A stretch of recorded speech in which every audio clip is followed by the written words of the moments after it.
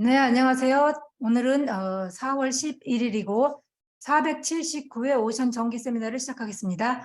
오늘 다룰 논문의 제목은 한국 괭이 갈매기의 서식처와 번식지의 해양 쓰레기 오염에 관한 것입니다. 오늘은 엘리시아 연구원님께서 영어로 발제해 주시겠습니다. 영어 발제를 마치시면 영어로 진행을 해주시기 때문에 이종명님께서 한글로 간단한 설명을 해주시고 다시 엘리시아님이 발제를 계속해 주시겠습니다. 네, 이 논문 지난번에 국제 세미나가 아닌데 영어로 바로 진행해가지고 당황하시는 분이 계셔서 한글로 먼저 간단하게 소개해드리고 엘리시아가 영어로 진행하겠습니다. 보시는 것처럼 이 논문 자체를 구글 파일 번역으로 해서 했을 때 굉장히 잘 됩니다. 그래서 여기 해양오염 게시판 마린 폴루션 블레틴이라는 국제학술지에 발표된 논문이고요. 소개해 주셨듯이 한국의 제일 대표적인 새죠. 바다새, 괭이갈매기가 어떻게 번식지를 이용할 때 해양 쓰레기에 오염되는지를 연구진이 양민성부터 이렇게 2호선까지 있는데 주로 경희대, 그다음에 이 연구 자체는 한국환경연구원의 R&D 사업에서 진행된 것 같고요. 내용은 엘리시아가 설명을 해줄 거기 때문에 저는 이렇게 요약문만 간단하게 읽으면서 소개를 해드리겠습니다. 그래서 해양 쓰레기는 바다새 서식지에서 번식 개체군의 생존에 영향을 미칠 수 있다. 본 연구에서는 충남에 있는 난섬, 천연보호구역이더라고요. 난섬에 있는 괭이갈매기 번식지 군락에다가 5m, 5m 크기의 방형구 4개를 설치해가지고 해양 쓰레기와 그 다음에 이제 철새가 먹고 뱉어낸 그걸 이제 펠릿이라고 하는데, 펠릿에서 이제 해양 쓰레기를 수거해가지고 종류, 크기 그리고 양을 이렇게 파악을 했습니다. 그리고 괭이갈매기 성체 5마리를 잡아가지고 거기에다가 GPS 추적 장치를 이렇게 백팩처럼 매달아가지고 번식기에 주요 먹이 어디서 먹이를 먹고 어떻게 이동하는지를 추적을 해가지고 그 위치를 가지고 나중에 보면 이제 지도를 만들어 가지고 그게 항구였는지 어장이었는지 아니면 그냥 다른 육지였는지 이런 것들을 조사를 했습니다. 그래서 총 82개의 해양 쓰레기를 발견했는데 그 중에 74.4%가 업과 관련된 것이었다는 거죠. 그래서 기존에 늘 이야기하는 해양 쓰레기 80%가 육상기인이다라는 게 요 괭이갈매기의 어떤 액에 영향을 주는 번식지에서 발견된 것과는 차이가 있다라는 거고, 펠렛에도 업 관련 쓰레기가 포함되어 있었다는 거고요. 그래서 이 이동 패턴을 보니까 새집 서식지의 절반 이상이 어장, 항구, 양어장 이런 데가 포함되어 있더라는 거고요. 그래서 이 연구는 한국의 가장 우세한 바다새인 괭이갈매기의 번식군락이 번식기 동안 해양 쓰레기 오염된 것을 노출된 것을 최초로 증량적으로 실증한 연구이고, 새들이 이 기간 동안 번식지와 가까운 어장에서 주로 먹이를 찾는다라는 것을 논문을 통해서 보이고 있고요. 자세한 내용은 지금부터 엘리시아가 설명해 주겠습니다. 안녕하세요. 저는 엘리시아입니다. I will introduce the abstract and then I'll go into figure and table and then go into contents of the paper. In this study, 5 meter times 5 meter quadrats were installed at a black-tailed gull breeding colony on Nan Island to collect marine litter and regurgitated pellets from which the types, sizes, and quantities of marine litter were identified. GPS devices were attached to 5 adult gulls to investigate their major foraging habitats during the breeding period. 82 pieces of marine litter were found, of which 74.4% were related to fishing. All pellets contained fishing-related marine litter. Over half of the foraging habitats included fishing areas such as ports and fish farms. And then in this study, their study is the first to quantitatively demonstrate the exposure of breeding colonies of black-tailed gulls, the most dominant Korean seabird, to marine litter pollution during the breeding period. The birds forage predominantly in fishing areas close to their breeding colonies during this period. And then if we go to the first figure, Here we can see the breeding site, the black-tailed gulls nesting during the breeding period, and then Nan Island, the site of black-tailed gull breeding colony, and then the geographical location of Nan Island and Taean in Chungcheongnam-do, South Korea. Table 1 shows the types of marine litter found at the breeding colony of black-tailed gulls at Nan Island, and then the marine litter are sorted by material, the mean length, mass, and standard deviation. Out of the 82 items collected, 80.5% is from plastic, and then the highest is from fishing line, 28%, and then second is from plastic fragments, which is at 17.1%. And then metal is 19.5% of all marine litter collected. And then among this metal, the highest is fishing hook, which is 18.3%. And then if we see table 2, this is the use, purpose, and color of marine litter found at the breeding colony of black-tailed gulls. Off or clear, white clear items represent colorless, transparent marine litters among the collected marine litters. And then if you see the marine litter type, the highest is from fishing lines, 27.9%, and then the second is from fishing hooks, and the third is from plastic fragments. And then based on color, the top number is off or clear white, and then second is green, and lastly, the third is orange brown. And then here they show some examples of the items they collected, such as from the 5 different quadrants. They have fishing line, and then fishing net piece, plastic bag piece, and then fishing hook with line, and then plastic fragments and rope fragments from regurgitated pellets. And then in table 3, here you can see the category and size of the plastic litter found at the breeding colony of black-tailed gulls. Plastic litter items were classified according to their shape into thread-like plastic, sheet plastic, and hard fragment. And then based on plastic categories, the highest is from thread-like plastics, and then second is hard fragments. And then based on plastic size, the highest is meso size, 5 to 20 mm, and second is mega size, more than 100 mm.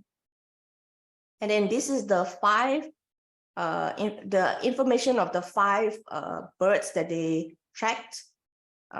Most of it is more than a month, except for this one, which is 11 days, and this one, which is 4 days. And then this is the habitat use patterns of the black-tailed gulls in the study area. And then the last figure is about habitat type proportion of locations for 5 tracked black-tailed gulls. The locations were primarily categorized as ocean and land. For ocean is quite even, 50-50. Whereas for land, mostly is at port and second is at beach. And then that's all for figures and tables. Now we will go to the introduction. The authors cite that the number of seabirds affected by marine litter is increasing worldwide, and then marine litter can affect the survival of seabirds owing to entanglement and ingestion, and then thread-like plastic litter can cause damage by entanglement. Also, based on all this information, there is a need to investigate the composition, proportion, and characteristics of marine litter in order to predict its sources and subsequent damage in seabird breeding colonies. Identifying areas where seabirds come into direct physical contact with marine litter is also important to understand the impacts of marine litter on seabirds.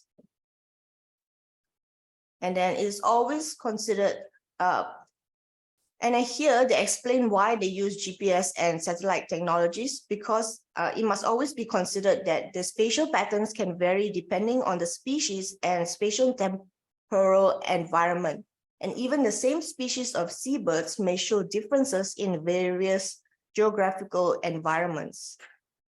And then also, the most important point is that in South Korea, this species is frequently injured owing to entanglement and ingestion of marine litter.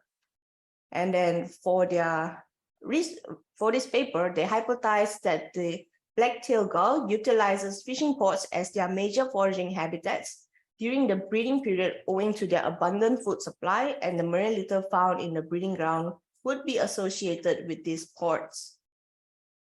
So what they did was they analyzed the characteristics, quantities, and proportions of the marine litter found in the black-tailed gull breeding colony, and then the spatial patterns of the black-tailed gulls during the breeding season were identified using GPS tracking to examine the environmental characteristics of their major foraging and resting habitats. So for their methodology, they carried this out between April to July 2020.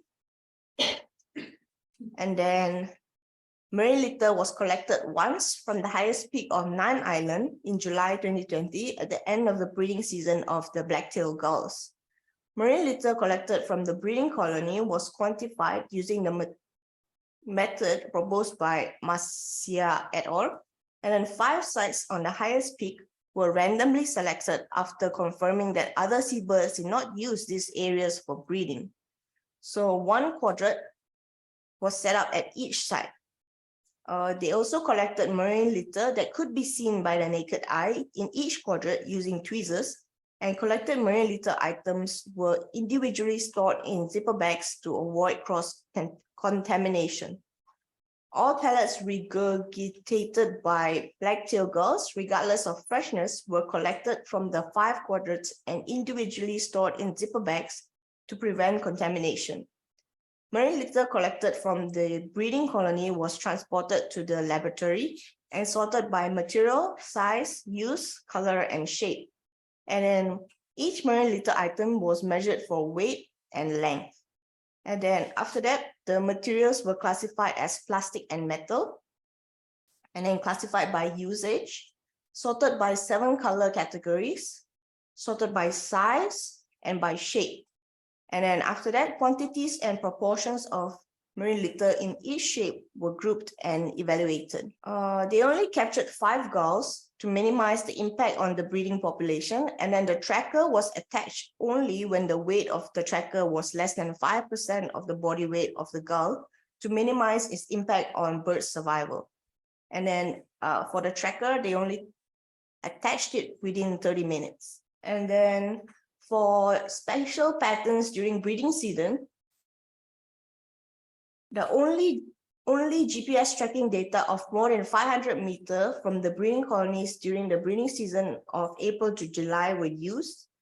And then only flight speeds of less than 15 km per hour were used in the analysis of spatial patterns for the foraging and resting habitats. And then for the results, a total of 82 pieces of marine litter were collected from the 5 quadrants, with an average of 16.4 pieces of marine litter per quadrant. And then most marine litter found in the breeding colony had colors commonly used in fishing gear, such as transparent fishing line and green nets. And then the 10 regurgitated pellets were collected from the 5 quadrants, which consisted of fishery-related products. All pellets appeared to be a long line that was rolled up like a ball and consisted of meso and macro-sized thread-like plastic. Analysis of the overall movement routes showed that all 5 gulls repeatedly used areas near ports and fish farms. And then using KAD to visualize the areas frequently used by black-tailed gulls during the breeding seasons revealed that the usage frequency was high in the marine fishing areas and terrestrial port areas. And then moving on to discussion, on Nan Island, most marine litter found in the gull colony consisted of fishing lines and hooks from fishery-related activities, and major foraging habitats of gulls were fishery areas. Although the researchers did not directly observe black-tailed gull ingesting marine litter at the port, the fishing-related marine litter items found on Nan Island were abundantly present around ports used by black-tailed gulls. These results indicate that the marine litter item found at the breeding colony is originated from the fishing sites such as ports and fish farms and is posing pollution to the breeding colony of black-tailed gulls. Most species of marine litter found in the breeding colony of black-tailed gulls were brightly colored white or green, and thread-like plastic litter pieces. And then the foraging activities of the gulls occurred mostly on the ocean near ports, fish farms, and tidal flats, showing a wide home range with high visitation frequency to ports closest to their breeding colony, as well as those located further south. The foraging sites located southeast of the breeding colonies have more ports and fish farms and can provide enough food for the breeding populations of the gulls, which may explain their high visitation rates. However, black-tailed gulls in these studies show diversification in their foraging habitats and expansion of their home range to ports and fish farms, as there were no major foraging sites such as landfills near the study site. And then they conclude their discussion by saying that their results demonstrate that black-tailed gulls belonging to the same breeding population have similar habitat use patterns for foraging, even though their movement patterns differ. So for the conclusion, they say that black-tailed gulls frequently use anthropogenic areas during their breeding season, and they regularly regurgitate undigested pellets at the breeding colony site, which suggests that they may be a suitable indicator species for identifying the level of pollution caused by marine litter in the surrounding environment. Thank you. 네, 발제해 주셔서 감사합니다. 네, 간단히 설명을 드리면 영어로 해주셔서. 이거는 아까 이중명님께서 설명하신 대로 충남의 태안 앞에 있는 난섬에서 5m 곱하기 5m, 25제곱미터의 방역물을 설치하고 거기서 쓰레기를 현장에서 줍고 또 리거지테이티드라는 말이 나오는데 그것은 새들이 토해낸 그 펠렛이라고 해요. 그 토해낸 것을. 왜냐면 이게 그냥 먹을 때는 동그랗지 않겠지만 뭐 위 속에서 이렇게 자기들이 소화시키면서 어쩌고 해서 토해냈을 때는 좀 동글동글한 모양이 되나 봐요. 그래서 펠렛이라는 단어를 썼고요. 네, 이 펠렛이라는 단어는 원래는 동그란 알갱이라는 뜻이에요. 네. 그래서 새똥도 펠렛이라고 하고 이렇게 개어낸 것도 펠렛이라고 하고 그래서 그것들이 성상을 보고 뭐 플라스틱이 많은지 뭐 다른 금속이 있는지 그것도 보고 그리고 그 기인별로 피싱 기인이 많은지 아닌지 이런 것들이 테이블에 조금 아까 발제해 준 것처럼 네, 성상에 대한 것은 테이블 안에 나왔고 플라스틱이 많은지 뭐 금속이 있는지 이런 것들은 그리고 피싱 어업 기인인지 어업 기인이 아닌지 이런 것들은 테이블 2에 나와 있어요. 그래서 그것들을 멜리시아님께서 이렇게 퍼센트로 표시를 해주셨고 그리고 토해낸 거의 조사는 이렇게 지금 피규어 보시는 대로 이런 것들이 있었다. 그래서 놀라운 것들은 그 현장 조사에서도 어업기인이 많았지만 개원낸 그 펠렛에서도 어업기인이 많았다. 이런 것들이 저는 놀라웠고 그 다음에 뭐 5마리를 잡아서 5마리를 잡은 이유는 많이 잡으면 사실 이거는 그 조사 윤리에도 명시되어 있는 것들이죠. 잡고 도와주고 이런 것들. 질문하고 네. 싶었는데 이게 본문에 나와야 되는 거예요 원래는. 본문에서 어떤 윤리 준칙에 따라서 서식지에 들어가는 거잖아요. 들어가는 것부터 잡는 거 네, 모든 거 들어가서 그다음에 준수를 해야 되는 사람. 뭘 기준으로 했는지가 소리가 들어가나요? 말씀하시는 게.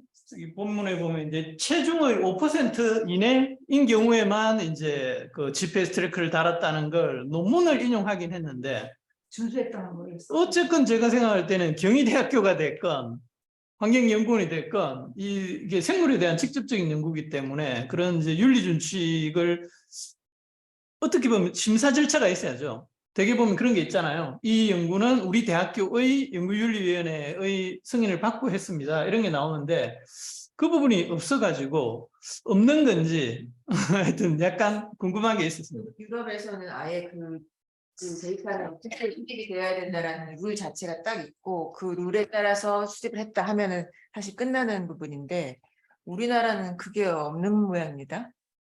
그러니까 여기서는 보면은 그 12,000개체 중에 5마리만 잡았으니까 전체 파퓰레이션에 큰 영향을 주지 않는다라고. 그다음에 뭐 브리딩 시즌이 거의 끝났을 때 했기 때문에 별로 영향이 없다. 이런 식으로 이제 피해가는데 그 부분은 계속 앞으로는 이런 것들 정확 되게 예민하게 볼 수가 있기 때문에 논문 쓸 때는 그런 거를 밝히고 하는 게 좋죠. 네, 저도 그 부분이 좀 날카로운 리뷰한테 걸리지 않았다는 느낌이 들었습니다. 날카로운 리뷰에 걸려서 좋습 네. 그리고 그 다음 그림 보시면 이 KDE라는 것도 밀도 분포를 그려줬는데 GPS 달았기 때문에 얘들이 움직이는 범위들을 이렇게 요즘은 프로그램이 좋아서 이렇게 잘 그려줍니다. 이건 좀 기술적인 문제이고 그 다음에 보시면 여기 막대 그래프지 뭐 흔히 보는 그래프가 훨씬 더 이해가 쉬웠다는 저는 그런 인상을 받았어요. 그러니까 난피싱 하얀색이 업긴이 아니고 회색이 업긴이죠. 그리고 옆에 보면은 서식지별로 서식지가 아니라 뭐죠? 조사된 데이죠 이거는. 항구, 해변, 호수, 그다음에 뭐예요? 그냥 해안. 그다음에 솔튼이 뭐예요? 아들 이렇게 분류를 해서 있는데 솔튼이 제가 찾아보질 않았네. 솔튼은 염지인가요? 염해 지역? 뭐 이렇게 분류를 해줬어요. 그래서 비교적 뭐 복잡하지 않은 논문이지만 그래도 이게 제가 생물에 대해 새 서식지에 대한 논문이 있었는데 새가 토해낸 논문은 저는 뭐 갈매기가 먹은 걸 개워낸다는 걸 난 처음 알았어요. 갈매기도 개워낸다. 뭐 이런 내용이었습니다. 그래서 지금부터는 토론하는 시간을 갖겠습니다. 궁금하신 거나 코멘트 해주실 거 있으면 말씀해 주세요. 솔트는 소금 말리는 염전? 네, 저 염전이랍니다. 저 연한 녹색은 염전 아니면 염습지는 아닌가 봐요. 서해안 쪽에 음전이 많잖아요. 네. 그러니까 음전 염전에도 관계라는 논문이 비교적 심플해가지고 그냥 뭐 의미할 거는 없는데 그냥 약간 샘플이 좀 부족하다는 느낌은 듭니다. 그 베이스라인으로 그 위에 가가지고 커드렛 5개 놓고 쓰레기를 주었는데 아주 샘플을 하기가 되게 힘들었을 거예요. 그 갈매기 서식지 가면은 막 갈매기들이 쫑쫑 하고 공격도 하고 똥 싸고 무섭게 달라들거든요. 그래서 이렇게 이렇게 우이 같은 거, 큰 판초 같은 거 머리 쓰고 똥 안 마시려고 그렇게 샘플하고 막 그런다고 들었거든요. 그래서 아마 힘들었을 거예요. 근데 약간 조금 아쉬운 느낌은 듭니다. 저 빌링을 할 때 피싱 라인 낚시장비잖아요. 네. 근데 저걸 업긴으로 이렇게 좀 설명을 하는 것 같더라고요. 여기서는 네. 낚시기인이 아니라 그냥 뭐랄까 이렇게 신낚시나 상업적 낚시나 다 분류를 하지 않았어요. 피싱이라고 싱이라고 뭐 저한테 왔으니까 네. 여기 논문에서 인용하고 있는 또 이전 연구들이 있는데 잠깐 보여드리면 준비가 안 되는데 그래도 여기에 일단 기본적으로 먼저 했던 연구는 여기 김미란 박사가 이건 저 듣기만 했던 것 같아요. 내용은 안 보고. 근데 지금 국립공원에 서식하는 바다새에 대한 인간의 영향이라는 논문에서 이 김미란 박사가 칠세연구센터에 있을 때 이걸 했네요. 그래가지고 쓰레기만 한 건 아니고 하면서 이제 이런 식으로 사례 조사를 해가지고 이 낚시 특히 이거 사진 그걸 했고요. 그래서 해양 쓰레기, 혼획, 기름 3가지 분야로 이렇게 얘기를 했는데 내용이 그렇게 많고 거창한 건 아닌데 거의 이제 뭐 처음은 아니지만 어쨌건 국립공원에서 철새의 해양 쓰레기 피해에 대한 보고를 했고 그 뒤에 제가 이걸 몰랐는데 논문이 더 종합적으로 해가지고 남기백 박사 이 경희대 하고 뭐 그 철새연구원하고 국립공원하고 해가지고 마린 폴루션 블레틴에 21년에 나왔고 제목 자체가 플라스틱 데브리 인제스천 바이 시버드 온 코리안 페닌슐라 이것도 베이스라인입니다. 그래서 보시면 이 샘플링을 이런 지역에 해가지고 그 중에서 이제 요 별표되어 있는 건 브리딩 사이트고 동그라미는 그냥 쇼라인에서 샘플을 해서 이런 것들이 발견됐고 주로 이 사람들이 이제 새 연구하는 사람들이니까 새 종류를 가지고 주로 이제 뭐 어떤 특성이 있는 새가 그 플라스틱 인제스션이 발견된 빈도가 얼마나 됐고 이것도 새 종류로 하는데 이제 크기하고 플라스틱의 컬러로 구분해 가지고 어떤 게 있더라 라고 하고 매스는 얼마나 됐고 그거의 타입은 또 뭐다 라는 걸 보고를 해가지고 이것도 베이스라인이지만 상당히 내용은 심플하지만 하여튼 잘 구성된 논문이 이미 나왔다는 걸 발견했네요. 그리고 뭐 참고로 얘기하면 이게 베이스라인은 여러분들 흔하게 보시는 것처럼 인트로덕션 메소드 이런 게 구분이 안 돼 있죠. 베이스라인은 그냥 통으로 쓰라고 그걸 합니다. 근데 이제 대개는 처음에 낼 때는 베이스라인으로 잘 안 내죠. 그냥 리서치 페이퍼로 냈는데 심사위원이 보고 이거 베이스라인을 하는 거 좋을 것 같아 해가지고 아마 줄였을 거예요.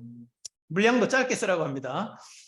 그래서 아까 이제 엘리가 구분을 우리한테 해가지고 설명해 줬죠. 그러니까 쓸 때부터 사실은 그 순서로 써가지고 하기 때문에 딱 보면 여기가 원래 인트로덕션이었구나 구분이 돼가지고 했을 겁니다. 근데 이 논문도 베이스라인으로 역시 나왔다 하는 거하고 끝으로 저는 항상 이게 통계 방법 나오면 우리가 할 수 있나 찾아보기 때문에 이분도 유병혁이라는 분이 그 KDE를 QGIS 이용해 가지고 했는데 이 사람도 아마 새 연구하는 사람인 것 같아요.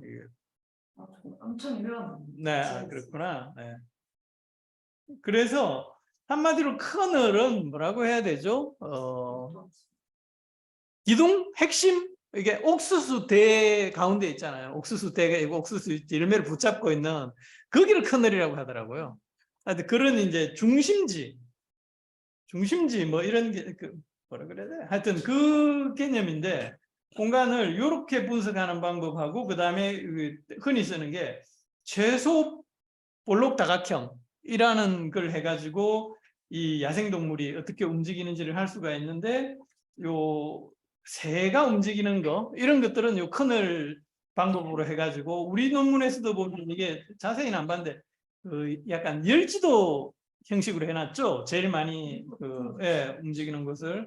그래서 여기서도 보면 커널 방법을 해가지고 황새가 움직인 데이터를 가지고 이렇게 보시면 열지도가 나오죠. 그러니까 이게 빨간색으로 되어 있는 지역이 더 많이 이용하는구나라는 걸 알 수 있고 QGIS에서 이 한두 가지 설정을 하면 쉽게는 아니겠죠. 물론 이것도 여러 가지 이제 데이터를 처리하는 과정이 많이 걸릴 것 같은데 할 수 있다라고 되어 있었습니다. 말로 했던 그 선박 이동 비슷해. 그 밀도를 그 분석하는 밀도로 이름이 그렇네요. 시간 개념으로 되었고 네. 지금 시간 그 위치에 시간 머무는 시간이 높으면 진하게 해가지고 그렇게 예수님이 했거든요. 네. 그리고 이 논문에서도 비행은 빼고 그죠? 네. 시속 15km 이상이 되면 얘는 비행하는 동안이니까 뭔가 이게 해양쓰레기랑 접촉할 가능성이 줄어드니까 그건 빼고 15km 이내에 이동을 하면서 이제 먹이 활동을 한다든지 채집 활동을 하는 것 데이터만 포함시켜 분석했다는 것도 재밌었습니다. 여기 논문에 환경부에서 제공한 환경공간 정보 서비스가 있더라고요. 네. 그거 난 못 봤었어요. 저 들어가봐 금방 봐서 그러니까 봤는데 이전에 몰랐었어요. 여기 보면은 토지 피복 지도라던가 환경 주제도, 토지 이용 규제 지역 지구도, 생태 자연도 이런 거 있어요. 환경 정보 서비스 전 들어가 봤는데 이전에 여기 다른 거 있어요. 찾을 때 여기도 저도 금방 봤었는데 그러니까 그 생물 보호종, 뭐 멸종 위기종 그 보호가 있는데 너무 그림 자체가 세밀하지 않고 러프해요. 예. 그러니까 우리 지도상의 그리드가 너무 커요. 그러니까 조금 활용하기에는 좀 부족하지 않나. 그래도 전국적으로 할 예, 때 전국적으로. 이게 QGIS 그러니까 GIS 데이터로 돼 있기 때문에 이게 그 뭐죠 겹쳐가지고 분석을 할 때는 충분히 쓸 수 있겠죠. 근데 이게 이제 QGIS 아크GIS용이지만 QGIS에서도 쓸 수 있을 거다라고 믿습니다. 소유를 안 해도 그거를- 예를 들어서 물범이다 이렇게 나오면 좋은데 네. 그냥 소유를 총으로 해서 청수범과 어리 뭐 이런 식으로. 몇 종이기 좋다. 네, 이거는 저희가 해결할 수 없는 물 찾다가 이거 찾아봤는데 그리고 말씀하신 대로 아크지아이에서 QGIS 좀 달라요. 그래서 그대로 쓰면은 실현이 안 돼서 시간을 엄청 들여야 되더라고요. 아크는 돈 내고 쓰는 것 같은데. 네, QGIS는 오픈 소스고, 네. QGIS는 그리고 아크지아이스가 좀 세밀하게 정밀하게 되는 이런 게 있는데 그냥 우리는 QGIS 선에서 할 수 있는 걸 해도 네. 뭘 시간이 없어서 못하지 못할 건 없고 또 외부에서 질문해 주실 참석하신 분들 질문해 주실 거 있으면 질문해 주세요. 갈매기가 인위적으로 자기 스스로 이렇게 소화를 못하면 베어내는 거예요? 아니면 새들이 많이 그렇게 하죠. 그런 새가 있고 아닌 게 있고 그렇죠. 볼러스, 볼러스라고 하는데 볼러스라고도 하고 그건 뭐 큰 종죠. 그러면 알바트로스 같은 게. 그러면 그 현장에 가고 그 베어낸 것을 네. 일일이 찾아갖고 걔를 네. 비치법백에 담아서 와서 지금 걔가 이렇게 볼러스는 약간 큰 뭐라지? 약간 공처럼 어쩌고 뭉쳐 있거든요. 그러니까 식별이 잘 되는 거죠. 그러니까 좀 작은 거 펠릿이라고 한 것 같고 이 표현을 알바트로스에 비하면 크기가 작으니까 얘는 나온 게 펠렛 형태로 작고 알바트로스가 큰 새들은 큰 볼러스 형태로 나오기 때문에 어쨌든 아니면 개원인 것 같고 연관이 그런 게 있어요. 베어낸 수도 있나요? 그런 경우도 그게 있어요. 윤리에 어긋나는 문제가 심각합니다. 그런 경우 있는데 뭔가 약을 그치. 가지고 애를 아. 불고문을 시켜요. 아. 그래가지고 애가 견디지 못해서 위장에 있는 걸 개원해가지고 그걸 갖고 연구하는 사람들이 있는데 이제 그런 것들이 윤리에 걸리는 거죠. 예전에 저희가 리거지테이션을 일부러 시켜서 조사 논문을 공부했었어요. 제가 오전에 그게 처음 왔을 문제가 때. 아니고 사냥해가지고 사냥해서 새를 쏴 죽여가지고 연구하는 사람도 있었어요. 그게 지금은 90년대 그러면 해부를 한다는 얘기는 또 그렇죠. 이제 총으로 쏴가지고 그때 이제 뭐 사냥 허가가 나는 그런 시즌이 있대요.